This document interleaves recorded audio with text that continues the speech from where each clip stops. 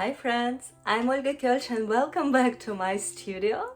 Although it's still summer, but you probably could feel these autumn vibes everywhere. So today we're gonna paint a very juicy, bright pumpkin. And you could use this painting as a gift for Thanksgiving, for Halloween decoration, or maybe for autumn baby shower. So let's start. Let's prepare some draft for our pumpkin, some oval shape and a tail. And for a tail I suggest to add some fantasy shapes, some curves that always adds interesting touch. But we will be back here later, and important thing, we will make draft of these parts of our pumpkin. They will be round, cute, and that's enough for the draft. I already prepared some very autumn pumpkin colors, the transparent yellow, vermilion and permanent red light. You could choose any and pumpkin juice, I like this color here. You could use any yellow reddish colors from what you like. And let's start. I'm watering the middle part, just watering, and I go with yellow. And I let a watercolor just to do its job and flow. Important thing, you remember that the sun shines, for example, from this angle, so this part should be very light and all the rest should be rather dark. And with pumpkins, it's always light on the top of each part and very dark on the edges. That's why we are painting pumpkin step by step, part by part. And on the bottom, of course, it's more dark. I am thinking even I will add a little bit of reddish here to make it really juicy, really joyful. And I apply it very carefully on the very bottom part. I think I could add something on the edges. The edges are very important. It should be very clear contrast between the top of the shape and these parts which goes a little bit inside of our pumpkin. And to add some texture, I will add just some random dots. Sometimes they go and spread. In some parts they are more more precise. And don't overdo it. That's enough for one part. And now I'm watering the left one. Actually, I'm right-handed. For me, it's more convenient to go from the left side to the right. If you are left-handed, usually it's easier backwards from the right to left. Now I apply transparent water. It's just with a hint of yellow. I think you could see it. Just with a hint of yellow, and it helps to see where I apply the water. And I especially left some dry area in between two shapes. It is done for the contrast. Our main purpose, what we have to keep in mind all the time when we're painting today, it's the contrast. That's very important. And again, checking the light. Sun shines from here, so this should be the most light part. And to make it more light, I just take a paper towel and remove unnecessary and too bright color from here, and leave it as white as possible. I apply this is permanent red light, which is basically looks like a deep orange.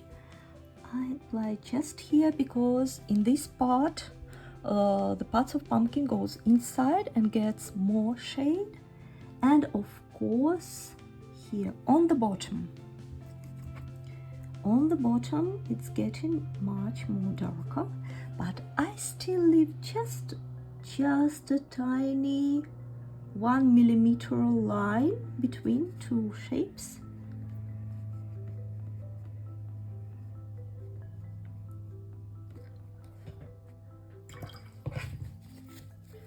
And I would like to make it less evident. I distribute some colors. Maybe still I want to remove a little bit. With a clean dry brush you could correct everything just like this. This is enough. And let's paint this one. This part is most close to the sun. It should be one of the lightest parts. So I think for just here it would be enough of these transparent very watery color. Just here I leave again dry small area in between these two shapes, and I take permanent orange just for the bottom 2/3. The main purpose is to divide all these parts of our juicy pumpkin. Juicy ripe pumpkin.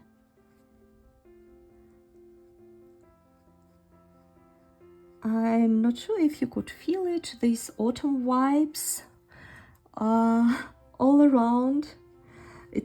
We're still not at Halloween yet, but I think we're getting close to that autumn mood with leaves and these bright colors.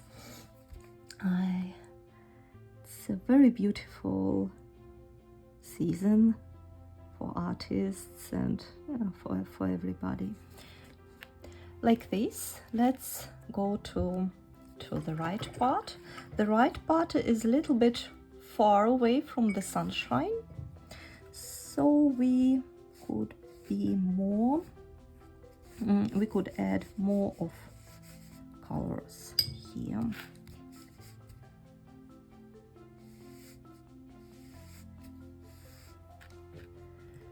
I use just transparent yellow.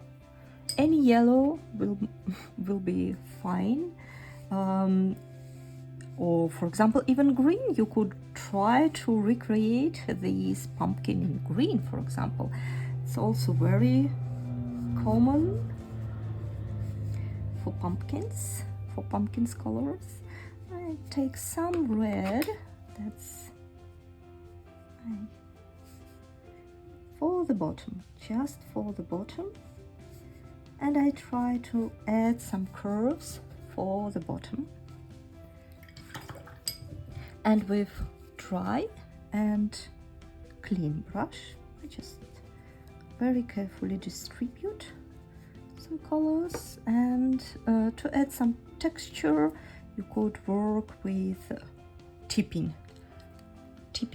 style. I want to divide these areas. So I go extra with orange color around here.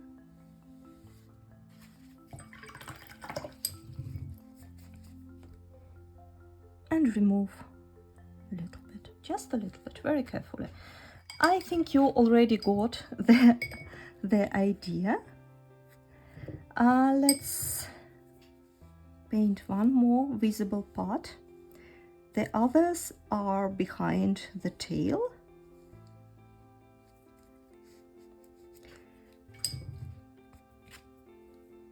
And we are getting more and more far from the sun, so our pumpkin is getting more and more dark and intense in this.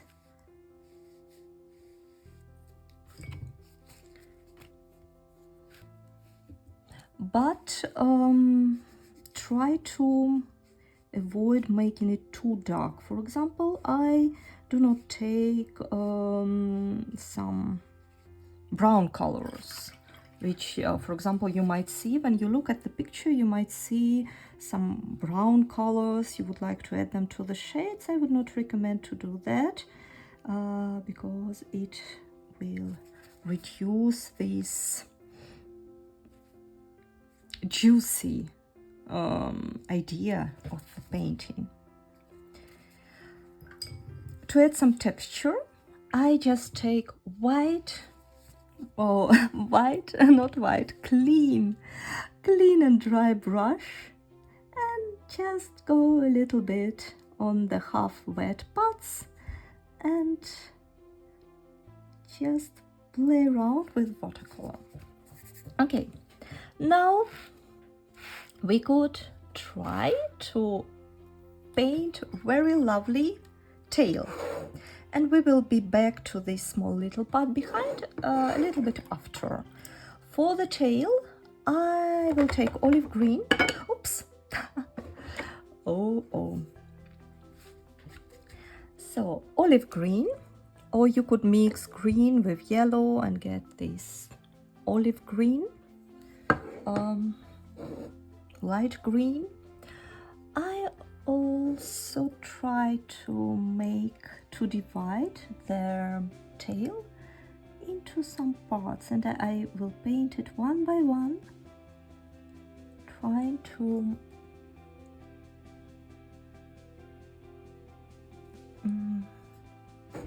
to divide them one from the other. In principle, it's almost the same as we painted pumpkin, just in green.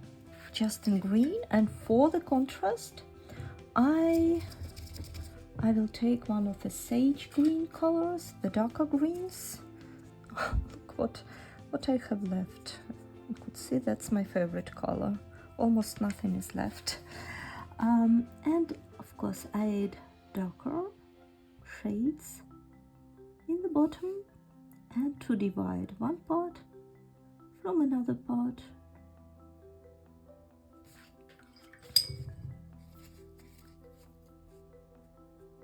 And distribute a little bit.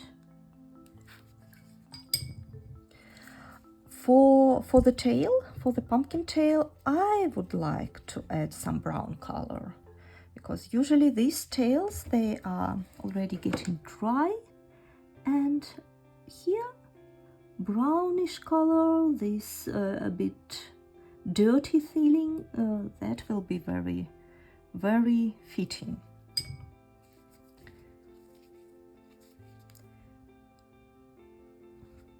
This.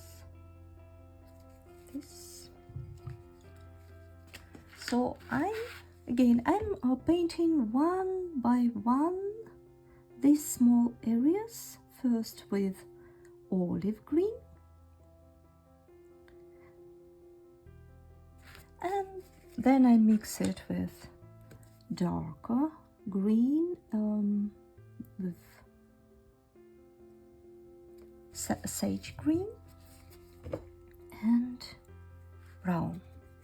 For brown I have burnt sienna this time, but trust me, any brown will be great. I always tell, if you do not have exact the same color which I or other artists are recommended, that's really not the end of the world. You could use anything from your palette and get beautiful results. It's actually quite a delicate work here, what we are doing right now with the tail, and I am sure it will pay off with eye-catching result.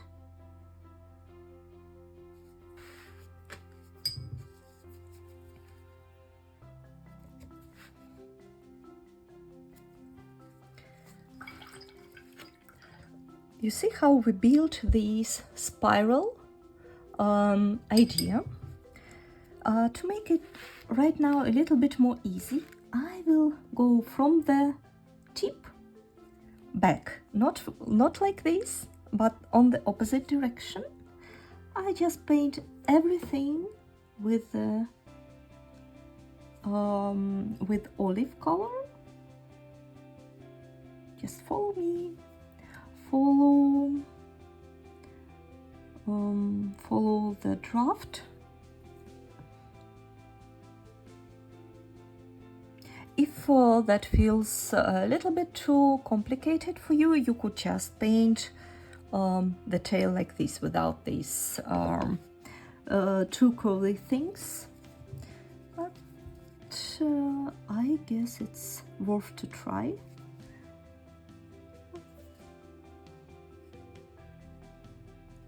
To make painting easier, don't hesitate to leave some spots in between. Here is the shade I made in sage green.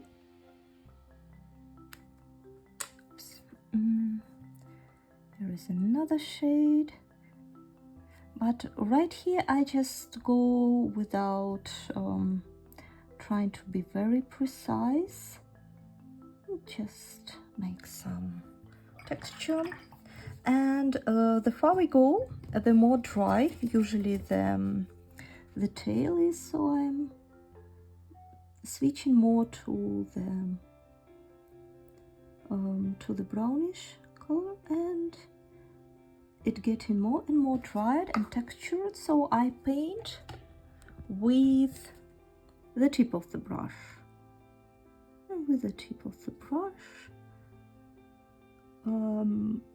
relatively random, I just create this dried texture.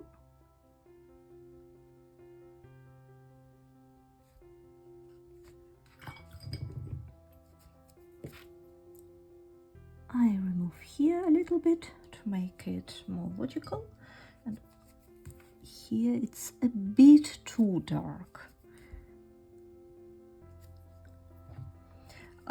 I remove it with clean and dry brush. I clean and dry brush and remove and get these nice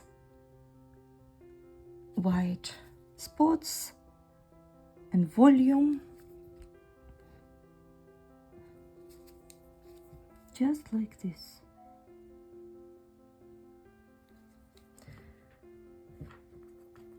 You could add here and there some green moments, green strokes to connect everything. But in principle, I think our tail is ready. The last part, what we need to do is to paint behind the tail, and it's relatively easy. We've done it already many times. Relatively dark color, leave some white spots, add some some texture.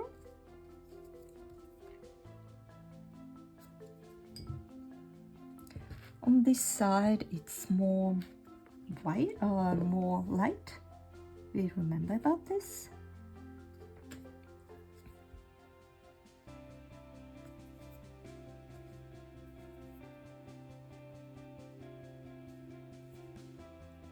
But it's important to always divide all these parts of pumpkin like this and like this. I wash my brush, I dry my brush with paper towel, and with the tip of the brush I distribute the colors. Maybe one more spot, one more pot.